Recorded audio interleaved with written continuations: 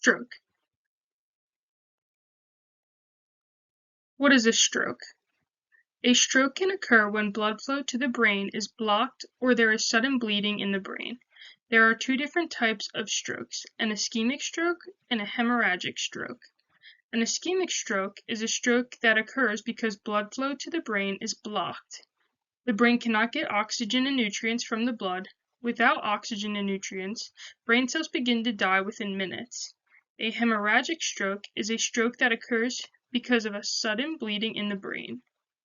The leaked blood cells result in pressure on the brain cells, damaging them.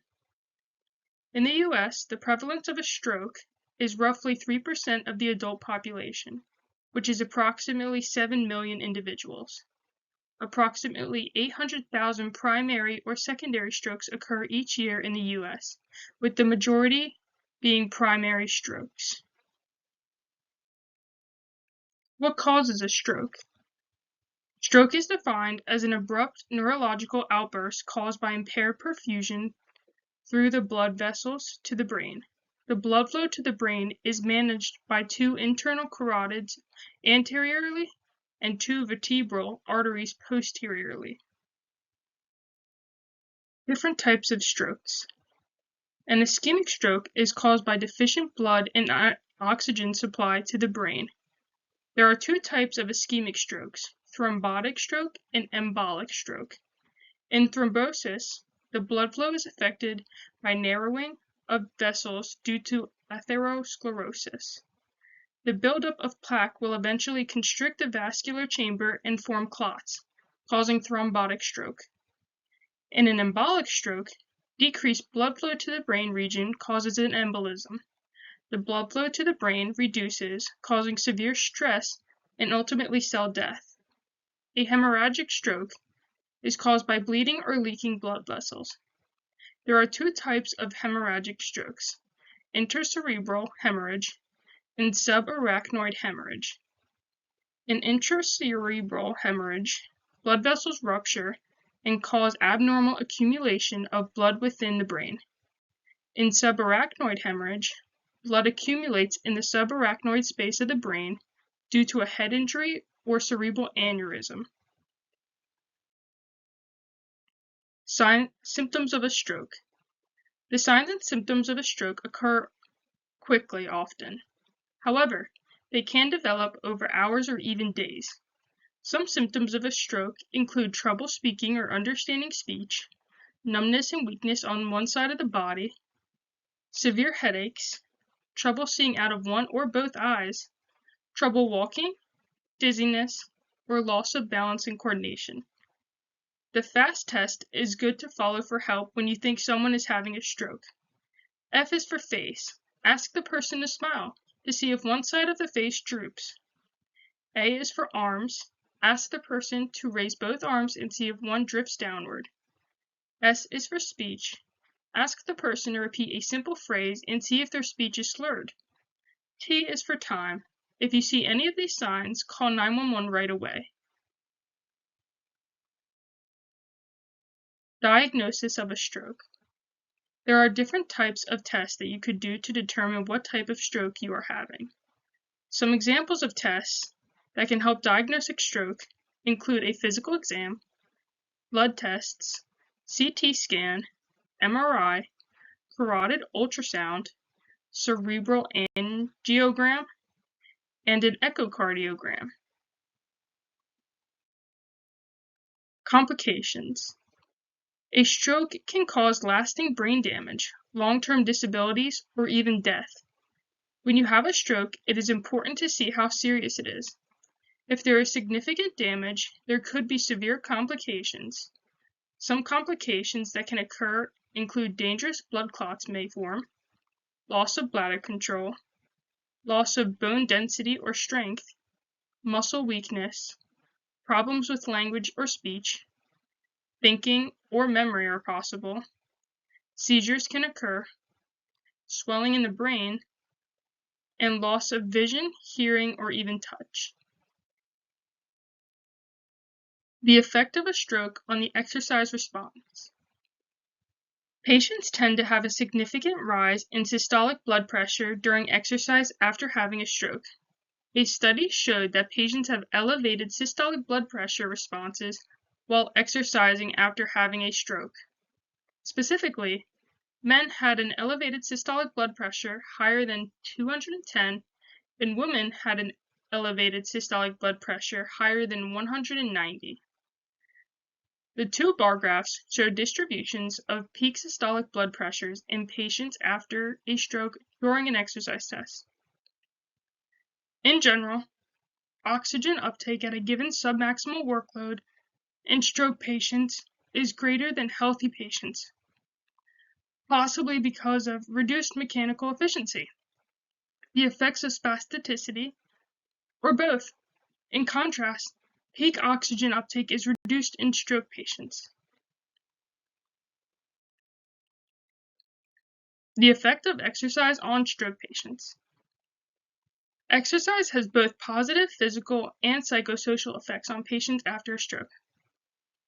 Aerobic exercise, the main form of cardiac rehabilitation, may play an important role in improving aerobic fitness, cardiovascular fitness, cognitive abilities, walking speed and endurance, balance, quality of life, and mobility.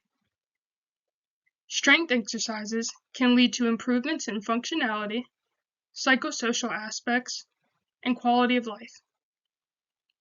Flexibility exercises can relieve muscle spasms and improve motor function and range of motion. Stretching exercises can prevent muscle shortening, decrease spasms, and reduce joint stiffness. A study also shows that moderate intensity aerobic exercise may enhance neuroplasticity in stroke patients. Medications. Stroke medications are prescribed based off of what type of stroke you had and its cause. Anticoagulants help keep your blood from clotting easily. The medication warfarin is used to prevent blood clots from forming or to prevent existing clots from getting larger. This type of medication can affect the exercise response by increasing the risk of bleeding. Antiplatelets are used to help prevent blood clots. The medication Plavix works by making it more difficult for the platelets in your blood to stick together. This type of medication can affect the exercise response by increasing the risk of bleeding and bruising. Tissue plasminogen activator, otherwise known as TPA, is the only stroke medication that actually breaks up a blood clot. This type of medication can affect the exercise response by causing weakness, balance issues, coordination issues, increased risk of bleeding and dizziness and headaches. Statins, such as Lipitor, help lower high cholesterol levels. This type of medication can affect the exercise response by causing muscle pain or weakness, muscle breakdown, fatigue, and soreness. Blood pressure medications, such as ACE inhibitors, beta blockers, and calcium channel blockers, are used to help lower blood pressure. This medication can affect the exercise response by reducing heart rate, risk of hypertension, and can cause muscle pain or weakness, dizziness, and fatigue. Case study. Our client is a 65-year-old male named Scott. He is 5'8" and weighs 200 pounds, which comes out to a BMI of 30.4.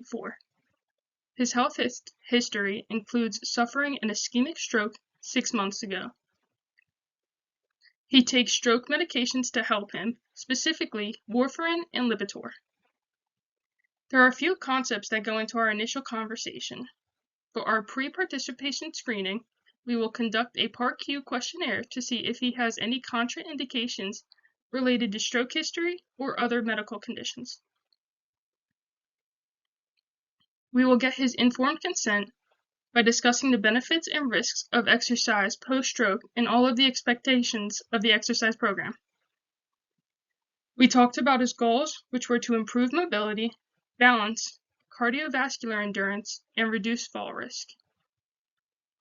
Some of his barriers he might face include the need of supervision or assistance, potential fatigue and dizziness, and lack of motivation or confidence. Case study exercise testing. There are 4 different categories of exercise tests that I chose to run for this client. He will complete a 6-minute walk test for his aerobic test, a 1 rep max bench press test for his resistance test, a sit and reach test for his flexibility test, and a timed up and go for his balance test.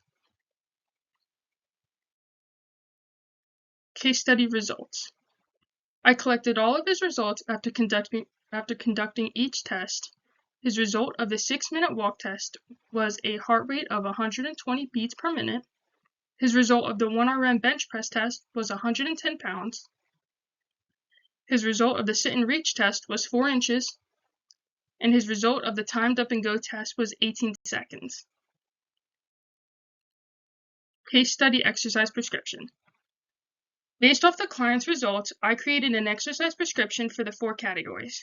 The FIT principle for aerobic includes a frequency of 3 to 5 days per week, an intensity of 40 to 70% of heart rate reserve, a time of 20 to 60 minutes per session, and types of exercises such as seated steppers or cycle and ergometer. The FIT principle for resistance includes a frequency of 2 to 3 days per week, an intensity of 50 to 70% of 1 rep max, a time of 1 to 3 sets of 8 to 15 reps, and types of exercises such as sit to stands and step-ups. The FIT principle for flexibility includes a frequency of 3 to 7 days per week, an intensity of stretching to the point of slight discomfort, a time of 10 to 30 second hold for static stretching, and 2 to 4 reps for each exercise. And types of exercises such as static stretching, dynamic stretching, and P&F stretching. The FIT principle for balance includes a frequency of 3 to 5 days per week, an intensity of challenging but safe, a time of 10 to 15 minutes per session, and types of exercises such as heel-to-toe walking and single leg stands. Modifications. There are important modifications and precautions in place to ensure the safety of the client while exercising after a stroke. One modification is to try and avoid the Valsalva maneuver during resistance training, as it can cause excessive elevation in blood pressure. Another modification is that they are using a treadmill. They should begin at a slow speed, around 0.8 miles per hour, and also have a harness apparatus for safety or even partially unloaded walking if necessary.